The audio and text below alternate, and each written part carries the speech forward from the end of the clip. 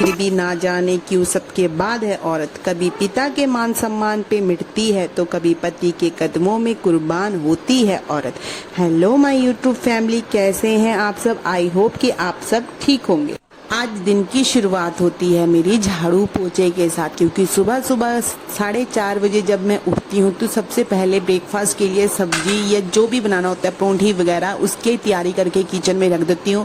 बच्चों का tiffin pack कर देती हूँ और उनको भेज देती हूँ स्कूल। और उसके बाद मेरा काम शुरू होता है घर के कामों से, यानी कि झाड़ू पोछा या वगैरह कपड़े कुपड़े धोने होते हैं, उससे काम स्टार्ट करती हूँ। फिर मैं धोने लग गई थी, पहले झाड़ू पोछा किया, फिर कपड़े भी उसमें डाल दिए थे सर्फ में भीगने के लिए। उसके बाद मैं आ गई थी बाथरूम में, क्योंकि बाथरूम हमारा बहुत गंदा हो रखा था और मैंने 2 दिन से बाथरूम क्लीन नहीं किया था, मतलब किया था वैसे हल्का हल्का किया था। फिर आज मैंने जब मैं झाड़ू पोछा करने लगी थी तो बाथरूम में मैंने हार्पिक डाल के रखा हुआ था कि मैं उसके बाद उसकी सफाई कर दूंगी।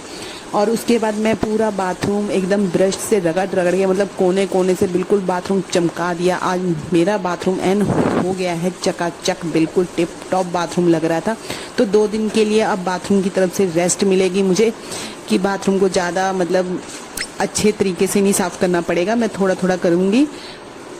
और उसके बाद मैं फिर कपड़े धोने के लिए भी डाले, वो भी धोने थे कपड़े।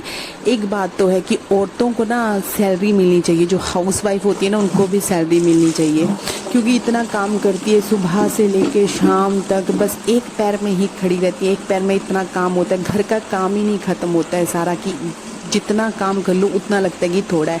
फिर भी घर वाले क्या सभी बोलते हैं कि आप लोग करते क्या हो पूरा दिन क्या काम होता है? सिर्फ एक झाड़ू पोछा और खाना बनाना होता है। यही भाई सब इतना काम होता है ना कि इसमें ही हालत ख़राब हो जाती है। पूरा दिन ये झाड़ू पोछा खाना, पहले तो खाना ही नहीं ख़त्म होता कि कौन सी सब्ज़ी बनानी है कौन सी नहीं, इतनी टेंशन है सब्जियों की।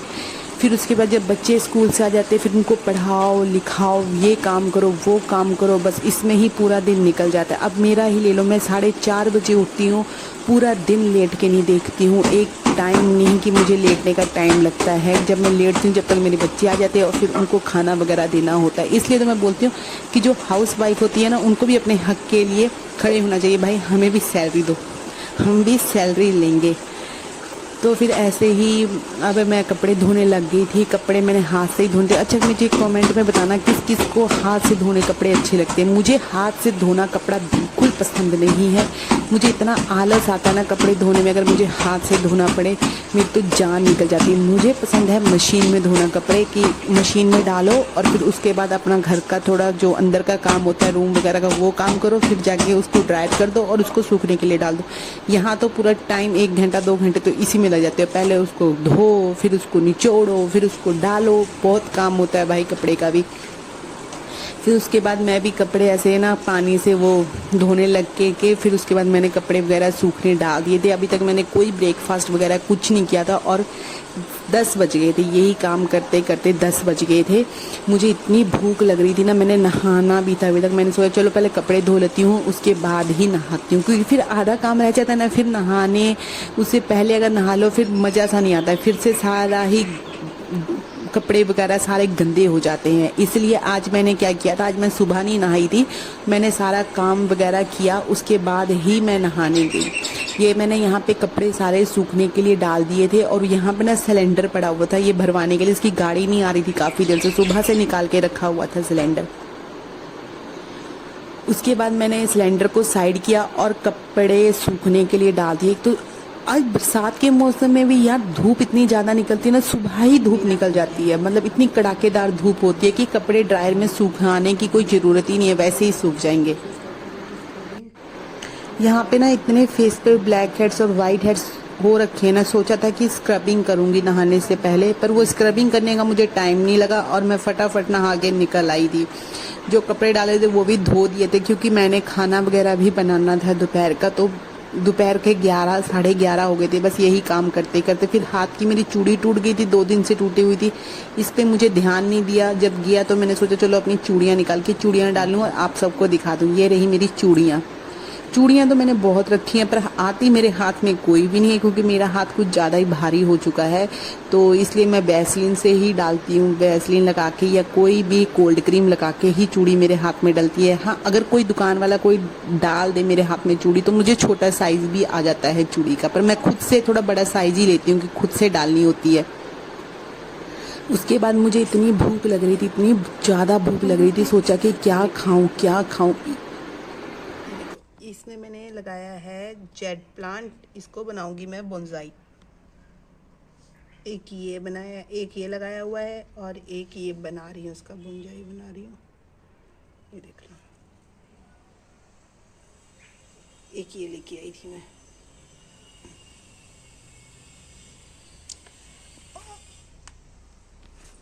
एक मैंने और बनाया हुआ है बोनसाई, वो दिखाती हूँ आपको।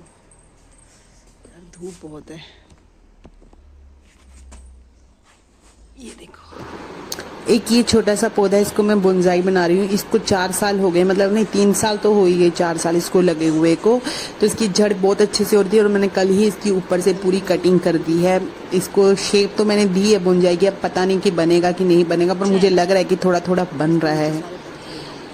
फिर उसके बाद भूख लगी थी, उसके बाद मैंने सोचा कि चलो खाना तो अभी टाइम नहीं हुआ था, क्योंकि खाना भी नहीं बना था। फिर मैंने बनाई अपने लिए कोल्ड कॉफ़ी और मैंने पी फटाफट से कोल्ड कॉफ़ी पी के ना एक इतनी ठंडक सी पहुंचती है ना शरीर में कि मन दिमाग सब कुछ तरोताज़ा हो जाता है। उसके बाद मैं लग पड़ी थी किचन में खाना बनाने के लिए, क्योंकि 12 बज गए थे और खाना बनाना बहुत ज़रूरी है।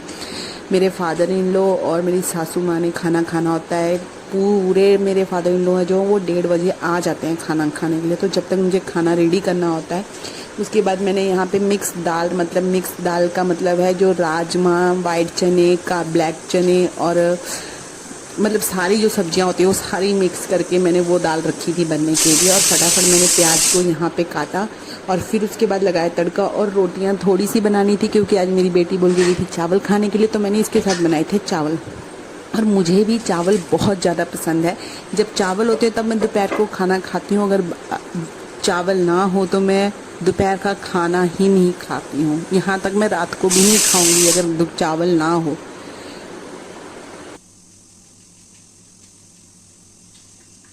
अगर आप लोगों को मेरा चैनल अच्छा लग रहा है तो चैनल को सब्सक्राइब करें, लाइक करें और शेयर भी ज़रूर कर दें अपने दोस्तों में। तो आगे दिखाते हैं कि खाने में क्या क्या बनाया था मैंने।